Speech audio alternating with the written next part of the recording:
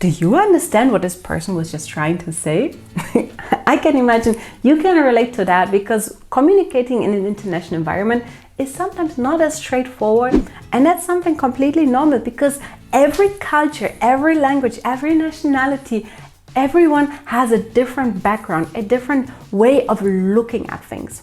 That's why this video is here to help you navigate and communicate more smoothly in an international environment, so that next time you stand in front of an international crowd and the words you're sharing, people understand, and they will not react like, huh? But they will say, yes, I got you! You are unstoppable! Then let's start right away with point number 1, which is understanding cultural communication styles. Some cultures value direct communication, while others rely on subtle cues and context. When you enter a new environment, assume nothing. Observe how people express agreement or disagreement and emotion. The goal isn't to change who you are, but to flex your style so others feel understood and respected. You heard that. Next time you enter a room with an international audience, don't just assume that everybody has the same way of communicating things. No, instead, just wait for a moment. See how people are communicating. Do they say directly like, wow, this is so amazing, incredible? Or do they more say, okay, yes, that's interesting. So really look at the different subtleties that you see throughout the different cultures, throughout the different backgrounds, because knowing this will help you to be more at ease. For example, in my case, once I was visiting customers in Germany, but also in Czech Republic. In Germany, I saw customers reacting like, wow, this is incredible. Whilst in Czech Republic, they were more wait and see what's happening, or they didn't really show any reaction. And first, I was a bit surprised, but the more I worked with my Czech colleagues, I understood that no, this is a different way of communicating. And that's something very important. Never assume what you know is the truth, that everybody acts like that. Oh no, if you were to do that, you would be struggling like crazy. Instead, remember to adapt and first have a look.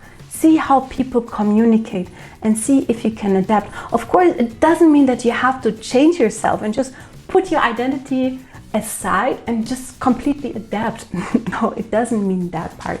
But it just means that you have a look at how do people communicate. Do they use a lot of expressions? Again, look at what are the habits, how do people usually communicate. One thing, for example, some cultures, they say straight out what they mean, while some other cultures, they explain it a bit more indirectly. So for example, if you work with some Asian cultures, they might not tell you right away, no, this is not good. No, but they might say it in a different way, that the way it's expressed, you understand, okay, this is maybe not the right direction, I should aim for another aspect. Point number 2, master active listening across borders. Because listening internationally means paying attention, not just to the words, but to tone, pauses, and what's not being said. One of my favorite examples is that a friend of mine, she's from the UK, and she liked to use the phrase, I hear you. Of course, first I thought, oh yeah, she hears me, she hears what I'm saying. Until one moment we spoke about it, and she told me, yes, I hear you means I hear what you're saying, but you know what? I don't agree with you. So I kind of lived with the understanding that I hear you means, okay, I hear you, but nah, I don't agree with you. Until one moment I met someone from the US, and this person told me, yes, I hear you. I still had this kind of negative feeling inside me, thinking that he doesn't agree with me, how come? But until that moment, I asked the person, what do you mean specifically with that? And the person told me, yes, it means to me, I hear you. That is one brilliant example of how different words, how different phrases can be understood completely differently across countries, across cultures. This means when you're in an international environment, always repeat what you understood. Because sometimes you understood something from a context, even though the person maybe didn't even mean it that way. And by asking those questions, you can confirm if what you understood matches what the person tried to say. And especially when you repeat what you just heard, it also builds trust, because you understand, you know, okay, you may be from different backgrounds, but you understand each other at the same page, or if not, you show interest and you really want to understand each other. Point number 3, communicating clearly and simply. In global settings, simple language is powerful. Short sentences, clear verbs, and zero jargon. Slow down your pace a little. Clarity is more important than speed. When in doubt, repeat the key message in a different way to ensure everyone is aligned. And this is something very important, because you never know with the person you're talking to, how much does the person understand you? For example, when you speak to them in English, what's their level of English? How much do they understand? Do they understand fancy words? Or is it better to use very, very, very simple words and just remove out all the jargons? I remember one of my colleagues kept on saying, whatchamacallit? I was like, the person just keeps on making a mistake. But no, I found out it's a jargon word. It just shows that people might have a different level of understanding. So make sure that, especially when you communicate in a business setting, you use standard words, avoid jargon or things that are not really business related. Another point that I found really funny, and I think it also underlines that part. At one point, I was walking through south of France and I started talking to one of my neighbors, and a person tried to tell me something and I didn't get it. He kept on repeating a word, a name, and I was like, I'm sorry, I don't understand. So we were standing there for about 5 minutes trying to communicate with each other until it made click. The person I was talking to tried to say the Muppet Show or tried to refer to the Muppet Show. And just because I had a different pronunciation in my own mother language, it took me some time to finally understand what a person was talking about. So this is another example of when you communicate in an international environment, sometimes what you think is so normal to pronounce, but you see the person in front of you has a big question mark in front of you, it might be better to repeat it differently, to use different words or show it from a different angle so that the person can more easily connect with you and follow your story. Point number 4, navigating emotions and non-verbal signals. Body language varies widely across cultures, so stay curious rather than judgmental. Notice how people express enthusiasm, disagreement, or hesitation. It's rarely universal. Emotional intelligence becomes your superpower. Adapt your tone and energy to the room. You heard that. That comes back to the example I shared with you beforehand, that in some cultures you show things differently. And looking into the room, see how people are expressing themselves and understanding. This is a true power because you understand how people usually communicate. And if people are more shy and you come in like, yeah, so much, of course, it might be more difficult for them to connect with you because the energy levels are completely different.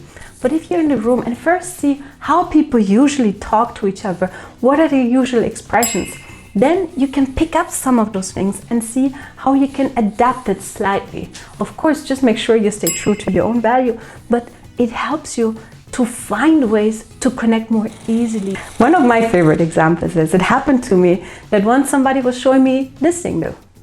And I was like, what are you trying to tell me? Should I go away? But afterwards, I found out that, for example, in Japanese culture, this means like this. It means come here, come here, come here. So the funny thing is, I was standing in front of a meeting room and the person said this. So I thought, okay, yes, I should go away. It's not yet time. But instead, all the person tried to say is, come inside the meeting room. So again, you see, this is another example that signals can mean something completely different across cultures. Again, never assume, first observe, if not even ask, so that you understand the next time what each signal means. Point number 5, building trust and long-term relationships. Trust is built differently around the world. Some cultures value efficiency, others value personal connection first. Invest time in understanding people's backgrounds, motivation, and communication preferences. Consistency, transparency, and kindness travel well. They make you memorable everywhere. So you can see that each culture has a different way of communicating, and it can have a big impact as to how you communicate.